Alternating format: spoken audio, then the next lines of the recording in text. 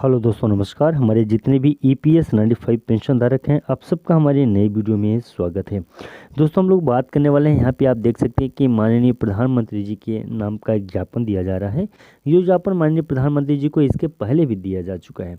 अब यहाँ पे जानना ये होगा कि क्या इस ज्ञापन के माध्यम से EPS 95 पेंशन धारकों को किसी भी प्रकार से कोई लाभ मिलेगा अथवा नहीं मिलेगा। तो चलिए फटाफट से दोस्तों हम लोग थोड़ा सा देख लेते हैं कि यहाँ पे क्या बातें माननीय प्रधानमंत्री जी को बताई जा रही हैं। देखिए, यहाँ पे लिखे हैं, एक EPS 95 पेंशन धारक हैं, उनके द्वारा यह बताया जा रहा है कि मैं आपके समक्ष एक महत्वपूर्ण अपील प्रस्तुत करना चाहता हूँ।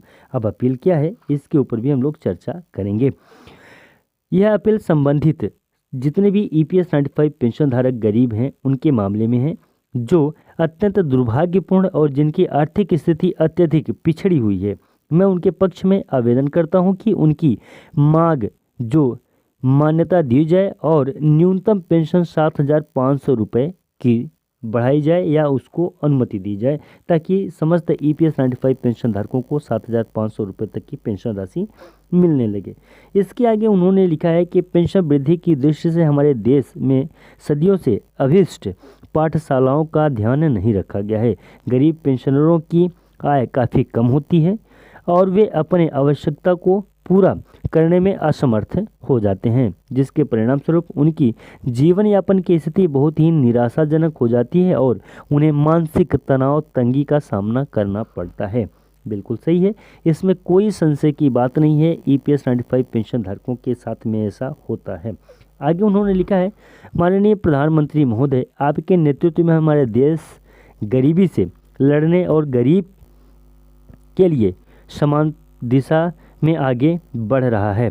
इसलिए मैं आपसे निवेदन करता हूं कि आप इस मामले में अपनी अधिकारी शक्ति का उपयोग करके संबंधित सरकारी अधिकारियों को निर्देशित करें कि गरीब पेंशनर्स के लिए न्यूनतम पेंशन, यहाँ पे न्यूनतम पेंशन 7,500 रुपये तक बढ़ाने का प्रावधान किया जाए। यह एक जरूरी कदम होगा जो गरीब पेंशनरों को आर्थिक रूप से सहायता प्रदान करेगा और उन्हें व्यक्तिगत और सामाजिक स्तर पर गरीबी से मुक्ति दिलाएगा। ये भी बिल्कुल सही है।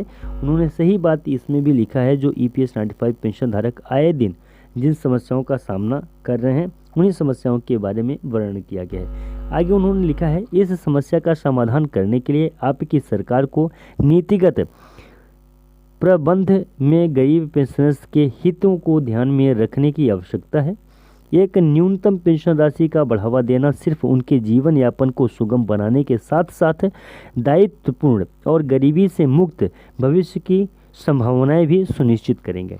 यहाँ पे एक EPS 95 पेंशन धारक ही EPS 95 पेंशन धारकों के दुखों को समझ सकते हैं और उन्होंने पूर्ण रूप से EPS 95 पेंशन धारकों की समस्याओं को देखते हुए माननीय प्रधानमंत्री जी से यह याचना की है।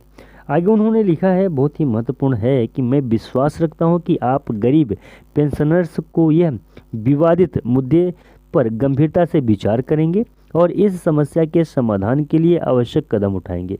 आपके उच्च नेतृत्व में हमारे गरीब पेंशनर्स को न्याय दिलाने के लिए साजिश संघर्ष करने का आग्रह है। हम आपके प्रभावशाली नेतृत्व में विश्वास रखते हैं और आशा करते हैं कि आप इस मुद्दे को गंभीरता से लेंगे और न्याय सुनिश्चित करने के लिए उचित कार्रवाई करेंगे। अच्छा दोस्तों, यहाँ पे एक बात और मैं बता दूं कि इसके पहले भी EPS 95 पेंशन धारकों ने माननीय प्रधानमंत्री जी से एक नहीं बल्कि दो बार मुलाकात कर चुके हैं और उस मुलाकात के दौरान माननीय प्रधानमंत्री जी ने भी EPS 95 पेंशन धारकों को दो बार आश्वासन दिया था। आगे उन्होंने लिखा है कि गरीब पेंशनर्स की मांग को मान्यता देने से हमारे समाज में विनाशकारी गरीबी के द्वार बंद हो सकते हैं और वे आत्मनिर्भरता की ओर प्रगति कर सकेंगे। इसमें न केवल उनके जीवन का गुणवत्ता में सुधार होगा, बल्कि हमारे समाज की समृद्धि में भी महत्वपूर्ण योगदान होगा। ये भी बिल्कुल सही है। जो गरीब हैं, जो EPS 95 पेंशन धारक हैं, जिन्होंने काम किया है और काम का पैसा मांग रहे हैं, यानी कि अपनी जो जमा पूंजी है वो मांग रहे हैं, अगर वो उनको मिल जाता है तो वो जो अभी गरीबी रेखा के नीचे हैं और अपना जीवन यापन गरीबी में बिता रहे हैं, उनको जीने का एक सहारा मिल जाएगा और वो बहुत ही अच्छे से अपने जीवन को जी सकते हैं। आगे उन्होंने लिखा है, मेरी आपसे विनती है कि आप इस अपील को गंभीरता से ध्यान में रखें और गरीब पेंशनर्स के हित में आवश्यक कदम उठाएं।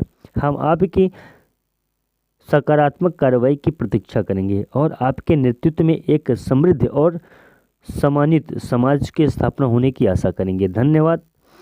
तो यहाँ पे ये जो महत्वपूर्ण पंक्ति लिखी गई है ये मुझे काफ़ी महत्वपूर्ण लगती है EPS 95 पेंशन धारकों के लिए। फिलहाल दोस्तों आपका क्या विचार है? हालांकि एक बात और मैं आपको बता दूं कि इस प्रकार की बहुत सारी बातें जो तो ऑलरेडी माननीय प्रधानमंत्री जी को बताई जा चुकी हैं और EPS 95 पेंशन धारकों की जितनी भी समस्याएं हैं उन समस्याओं से उनको अवगत कराया जा चुका है। इसके उपरांत भी ये सारे आप पत्र देख रहे हैं, ये सब निवेदन देख रहे हैं, ये माननीय प्रधानमंत्री जी को किए जा रहे हैं और ये किए भी जा रहे हैं। एक प्रकार से माननीय प्रधानमंत्री जी को याद भी दिलाया जा रहा है कि EPS 95 पेंशन धारकों की न्यूनतम पेंशन 7,500 रुपये की जानी चाहिए। फिलहाल दोस्तों आप लोगों का क्या विचार है कमेंट में हमें ज़रूर बताइएगा।